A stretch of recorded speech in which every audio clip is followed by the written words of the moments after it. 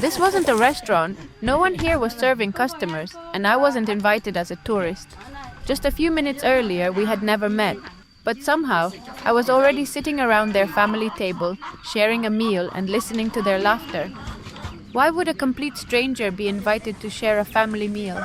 Today, I had the rare opportunity to eat with an Ida family, listen to their stories, and experience a small part of their culture, not as a visitor looking from the outside, but as someone welcome to sit beside them. Before this moment, I thought I already knew Vietnam, but maybe I had only seen a very small part of it. Come with me, and let's discover another side of Vietnam together. I finally had a free weekend. Instead of staying in Hanoi, I decided to drive about 40 kilometers west to the Vietnam National Village for ethnic culture and tourism. People often call it the Common House of Vietnam. It's a place where many ethnic cultures come together. The first thing I noticed was how quiet everything felt. It didn't feel like a tourist attraction. It felt more like walking through many different villages in one day.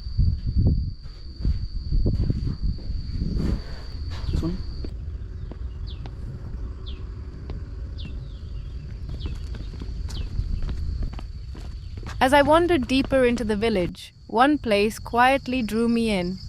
It wasn't because it was grand or impressive. In fact, it was surprisingly simple.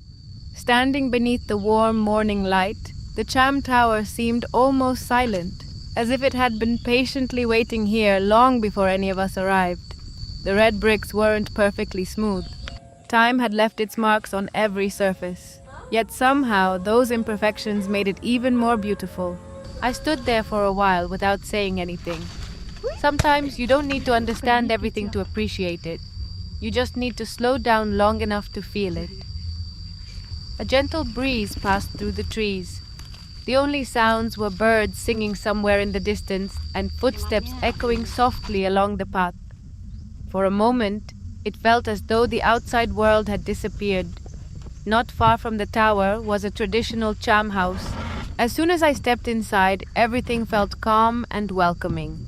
There were no expensive decorations, no bright colors trying to catch your attention, just a wooden floor polished by time, woven baskets hanging neatly on the wall, clay pots resting quietly in the corner, and simple household tools that once shaped everyday life.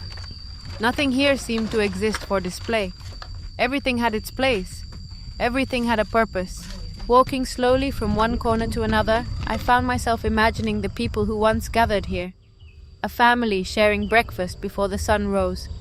Children running barefoot across the wooden floor. Grandparents quietly weaving baskets while talking about the day. Maybe that's why I enjoy visiting places like this.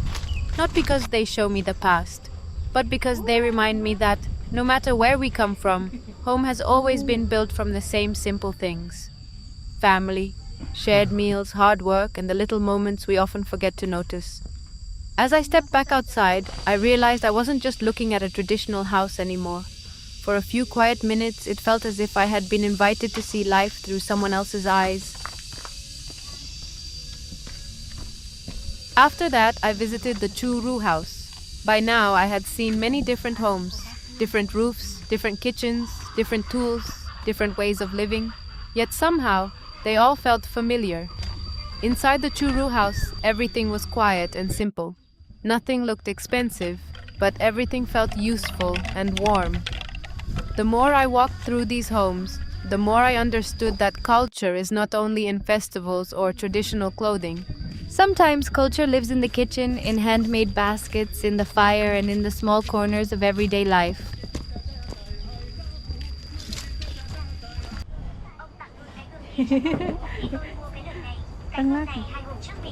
Thế là cô tập của Silver Lake đây. Cô này giống Silver Lake thật. Xin chào mọi người, mình đang có mặt tại làng ED. Dạ vâng ạ, đây là làng ED ạ. After walking through several traditional villages, I decided to stop for a short break at a small drink stall. It was a quiet little place run by an Ida woman, probably in her 50s. At first, I simply wanted a place to sit down and rest. But the more I looked around, the more I realized this little shop had stories of its own. The walls were decorated with traditional Ada musical instruments. Bronze gongs hung neatly beside handmade souvenirs. Simple objects, carefully preserved, each carrying a small piece of someone's culture. It didn't feel like a souvenir shop. It felt more like a corner of someone's home. As we started talking, she smiled warmly and began sharing stories about her life. She told me about growing up in the Central Highlands, about her family, and about the traditions they still try to keep alive today. I listened quietly. Some stories were completely new to me. Others reminded me that no matter where we come from, family and community always mean something special. It's funny how quickly strangers can become familiar. Just a few minutes earlier, we didn't know each other at all. Now we were chatting like an aunt and her niece, laughing together as if we had met many times before. Before I left, we even took a photo together to remember this unexpected meeting. Then, just when I thought it was time to continue exploring, she looked at me, smiled, and said something I never expected. Stay and have lunch with my family. For a moment, I didn't know what to say. Sometimes, the most unforgettable moments of a journey aren't planned. They begin with nothing more than a simple conversation. Cháu đầu tiên không biết, cháu tưởng là cô chỉ mặc quần áo để đầm vang hình thức thôi. Ăn cơm canh cà với ông yêu tôi dân như chẳng bằng nhằm trong thế ỉn á.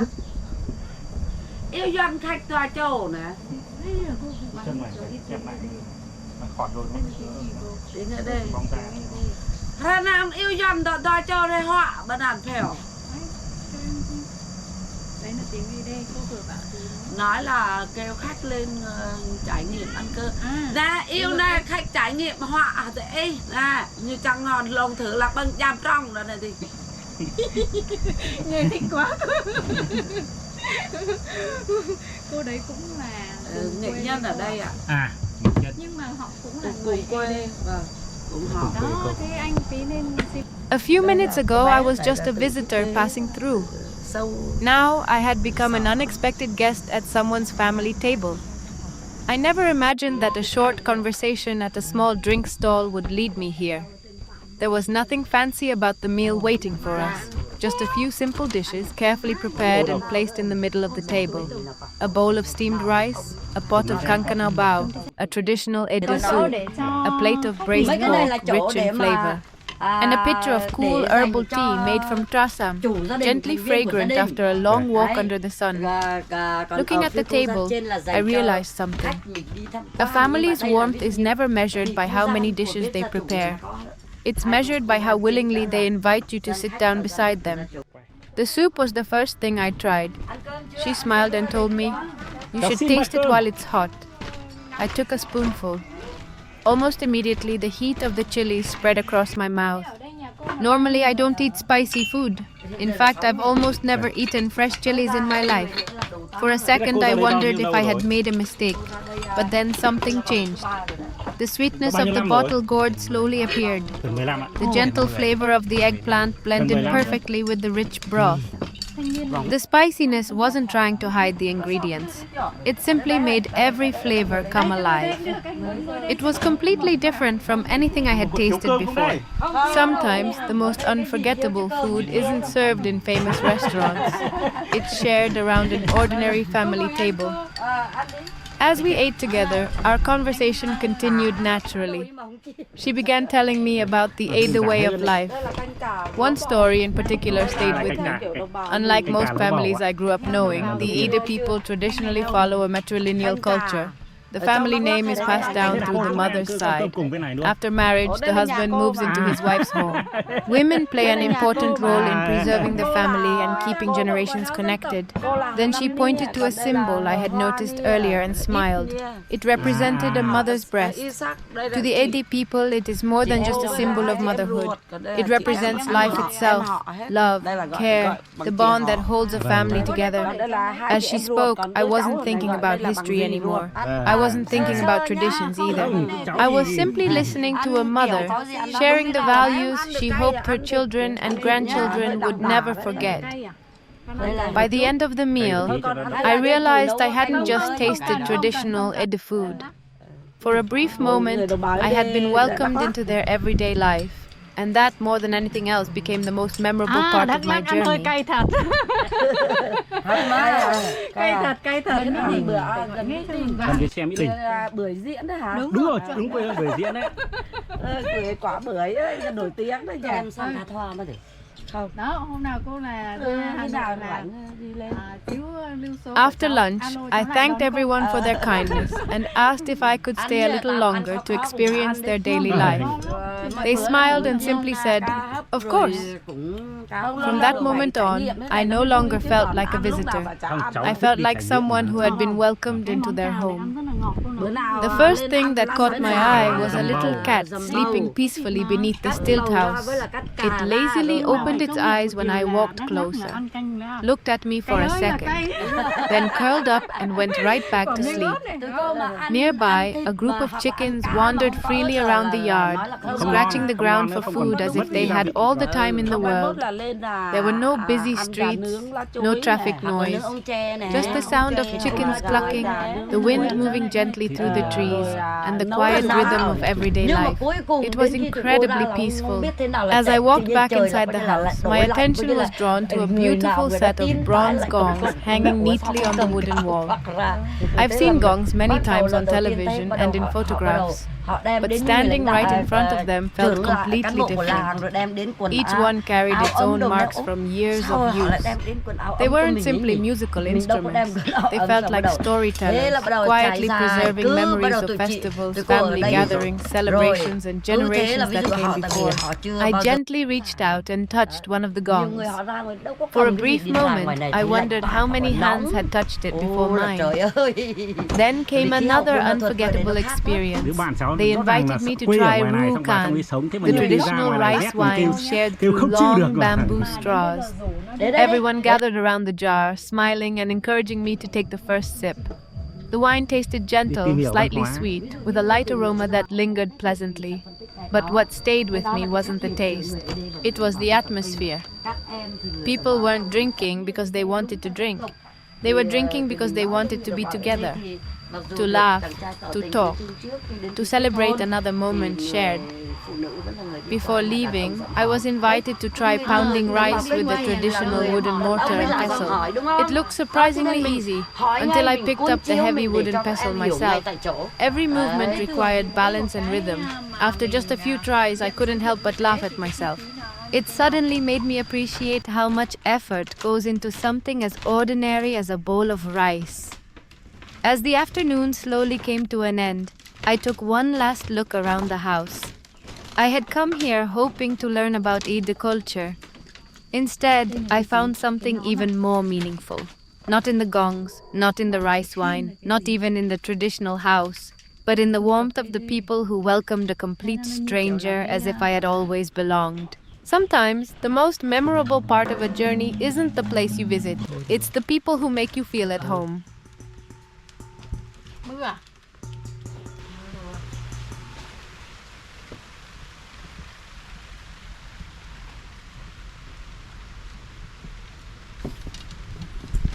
Outside, the rain was still falling heavily.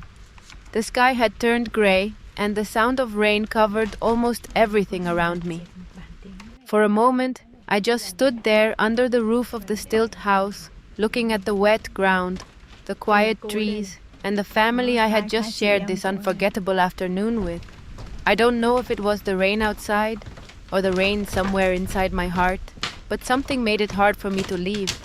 Maybe it was the warmth of the meal. Maybe it was the kindness of people I had only just met. Or maybe it was the feeling that for a short while I had been welcomed into a life very different from mine, yet somehow deeply familiar. I came here hoping to learn about Vietnam, but I left feeling that I had met a small part of its heart. There are 54 ethnic groups in my country, and today I only met one. One family, one meal, one story. But it was enough to remind me that Vietnam is not only found in famous places, beautiful landscapes, or old buildings. Sometimes Vietnam is found in a bowl of rice shared with a stranger, in the sound of rain on a wooden roof, in a smile, in a simple invitation to stay. As I walked away, the rain kept falling behind me, almost as if this place was gently asking me to stay a little longer. Maybe next weekend I'll discover another story. Thank you for exploring Vietnam with me. See you in the next journey. Ok.